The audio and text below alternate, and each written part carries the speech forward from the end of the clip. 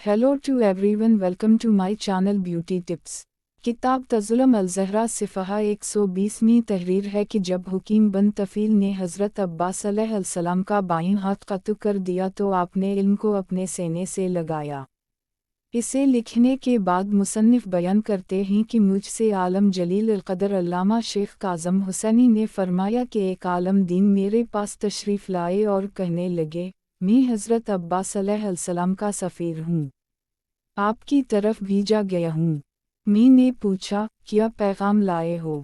फरमाया, मुझसे हज़रत अब्बास अलैहिस्सलाम ने ख्वाब में फरमाया कि मैं आपके पास जाऊं और ये कह दूं कि आप हज़रत अब्बास अलैहिस्सलाम के मिसाइब मजाल्स में बहुत कम पढ़ते हैं।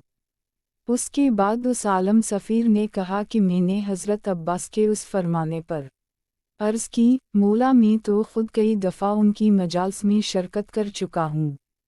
मैंने खुद सुना है कि ये आलम मजाल्स में आपका ज़िक्र करते हैं और मिसाइब बयान करते हैं।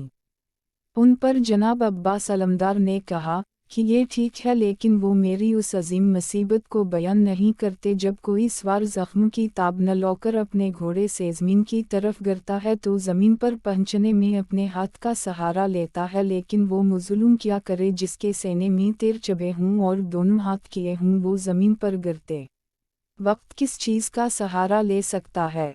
उस ख्वाब से मालूम होता है कि हज़रत अब्बास अलैहिस्सलाम ने घोड़े से गिरते वक्त खुद को हाथों के सहारे से मुहर्रम पाकर इंतहाई सदमा उठाया और उस मुसीबत को अली के शेर दिलावर ने बहुत महसूस किया है। मेरा मकसद सिर्फ़ और सिर्फ ये है कि ज़ाकिरीन साहबान जब हज़रत अब्बास अलैहिस्सलाम के मिसाइब बयान करें तो मिसाइब के उस टिकड़े को ज़रूर बयान करें।